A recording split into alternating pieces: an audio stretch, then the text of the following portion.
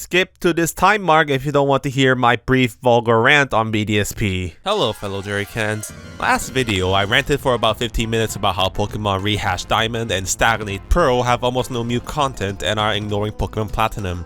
Well, except for the part where I said they'll probably won't have Platinum clothes as an option because they're trying to erase history, I'm glad everything in that video is still relevant and I don't need to delete the video and go cry in a corner. They literally had nothing new to show in that trailer, which just further proves my point that the remakes are unoriginal as hell.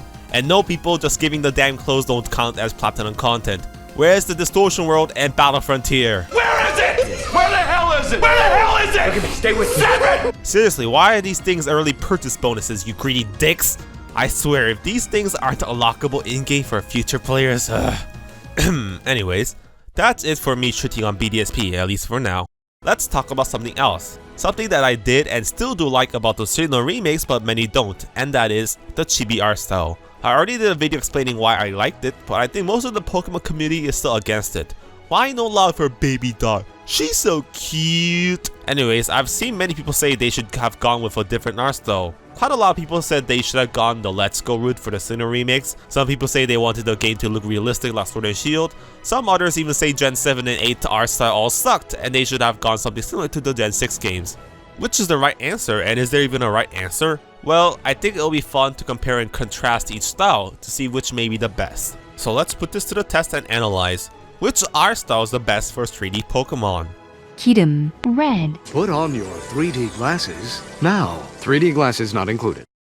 I think we should categorize first before we start. I think I can narrow down the past 3D Pokemon games into 4 distinct styles. I'll label each style numerically by the order they were introduced. So that being said, Style 1 is the semi-chibi art style that was used in all Generation 6 Pokemon games. Style 2 is the fall realistic art style that is the most common, which was used in the Gen 7 games, Sword and Shield, and soon in Legends Arceus. Style 3 is the realistic chibi art style that was used in Pokemon Let's Go games.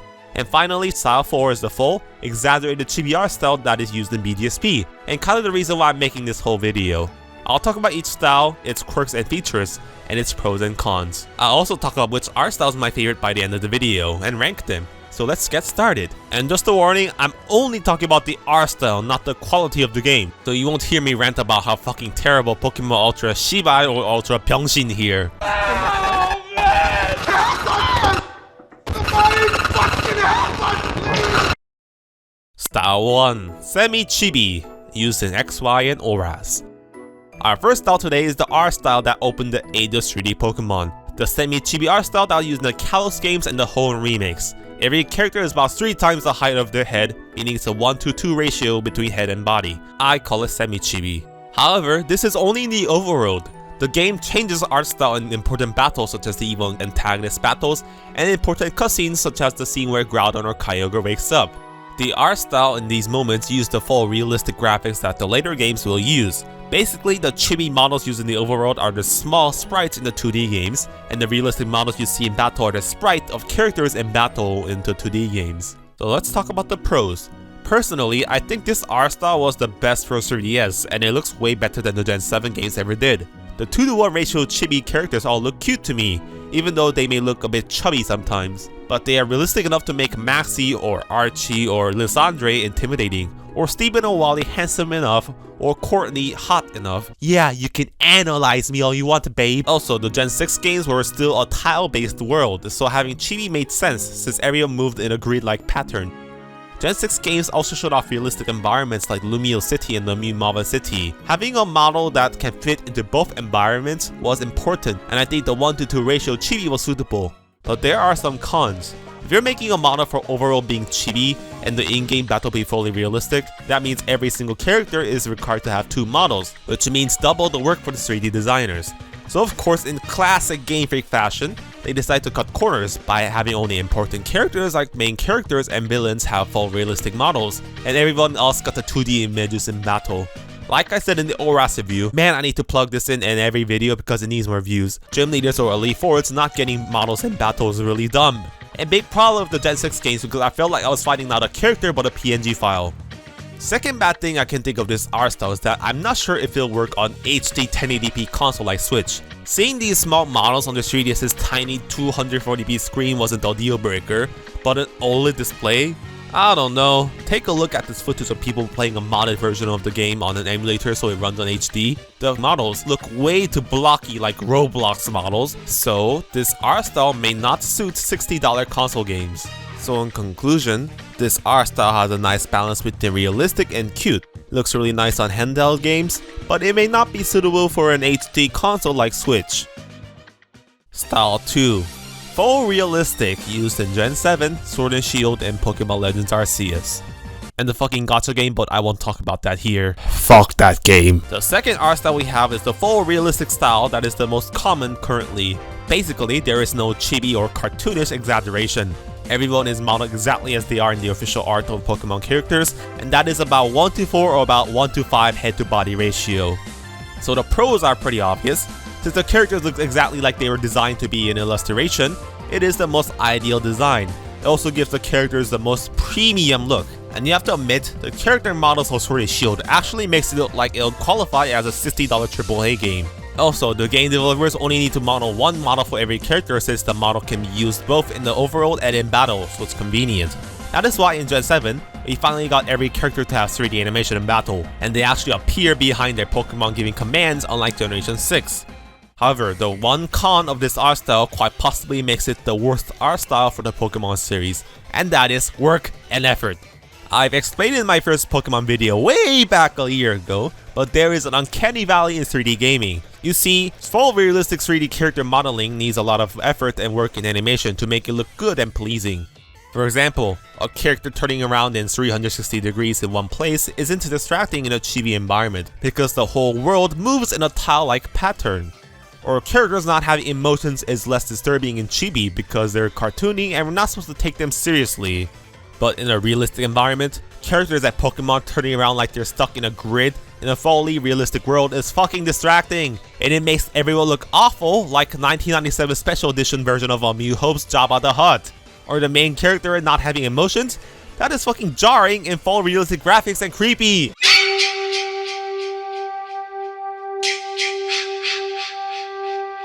I argue that to make a realistic world with this kind of art style, you need a level of attention to detail to games like Breath of the Wild. But Game Freak and Pokemon Company are too lazy or rushed and cutting corners to do so. So in conclusion, realistic may be the most ideal art style, but requires the most work, so it is not suitable for a franchise that pumps out games annually with mediocre quality like Pokemon. Now to complement Gen 8 a bit, I think the character animations used in cutscenes and in battles are pretty good and a much big improvement since Generation 7. So they are improving at least, even at snail's pace. The Pokemon animations still sucked, so it gave this the Kingdom Fruit place on its table. I also think the art style fits very well into the Legends Arceus world because it's a very open game. So we have to wait and see if that game's good or not. Style 3. Realistic chibi used in Pokemon Let's Go Pikachu and Eevee. Let's talk about the third style introduced to Pokemon in the controversial cash grab that was the Let's Go games. This time all the characters are chibi, but not as chibi as the Gen 6 games because everyone has about a 1:3 head to body ratio instead of the 1:2. I guess this kind of art style was chosen because they were trying to emulate Ken Sugimori's original art style from the 90s because this was a remake of the best generation in region. What's also different from the Gen 6 game is that the entire game follows the chibi art style. Not just the overworld, but in the battles, and even in the cinematic cutscenes, the art style is constant. Also, the official art of the characters drawn for the game are all in chibi too. Compare the tall, slim virgin Giovanni from Ultra Vomit and Ultra Barf versus the Chad, thick Giovanni from the Let's Go games. So the pros. I think it's the most consistent official art style because everything is unified into one design. Unlike Generation 6 or even BDSP, they have one design for everything, so it is indeed the most efficient. So an efficient art style is the best for a lazy, rushing, cutting corners company like Game Freak. Second, I think it's the most appropriate art style for an HD gaming console like Switch. The characters have a nice balance between cartoony and realism, so they don't look awkward or blocky in high definition. The con is that the art style may be too cartoony for some people. I guess when it comes to illustrations, most people prefer the tall, handsome, or pretty looking characters compared to short, cute ones. Like, Pokemon Company has been baiting fucking lifeless weebs with the Master Sex Gacha game, and I doubt this kind of art style will fly with the weeb market, and Pokemon makes so much money from those suckers. personally, I don't mind them. Like Sabrina, for example, in the Let's Go games look fine to me, and she didn't lose her sex appeal with the chibi design, but feel free to disagree. So in conclusion, the art style of the Let's Go games are the most efficient because there is only one design, very suitable for HD, and has a nice balance between cartoony and realistic. However, it may be too cartoony for some people. Style 4 Full Exaggerated Chibi will be used in Pokemon Brilliant Diamond and Shining Pearl. Let's talk about the elephant in the room now, the fully exaggerated chibi from Pokemon Brilliant Diamond and Shining Pearl, because some brain genius at Game Freak or RLCA thought that being more faithful to the original games than nuns are to God would be a good thing. So we have a new art style that tries to have all the 3D overworld models look exactly like the overworld sprites in the Gen 4 games. It's literally a 1-to-1 head to body ratio.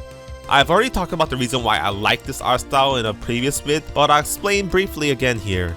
I believe it's the easiest to feel the uncanny valley of a 3D game because you can get away with the 360 degrees turning thing, or the motionless face the easiest with this style, because everyone is literally shaped like a tile. Speaking of tiles, Sinnoh in general has so many areas that consist of narrow cliffs or narrow pathways that are one block width, so having small models for a small cramped world makes sense. I mean, how are you gonna insert a realistic looking Dawn into the bicycle puzzle at Wayward Cave?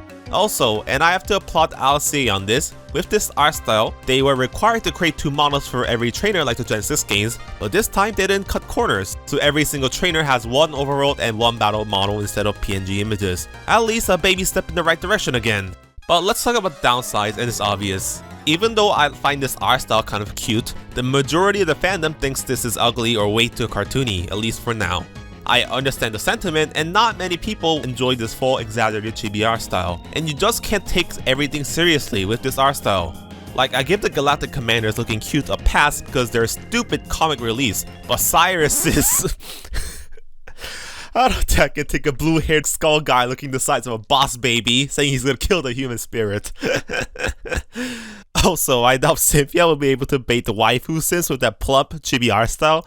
She looks more like she should be singing I'm that baby, gotta love me. Big purple eyes, I'm very cuddly.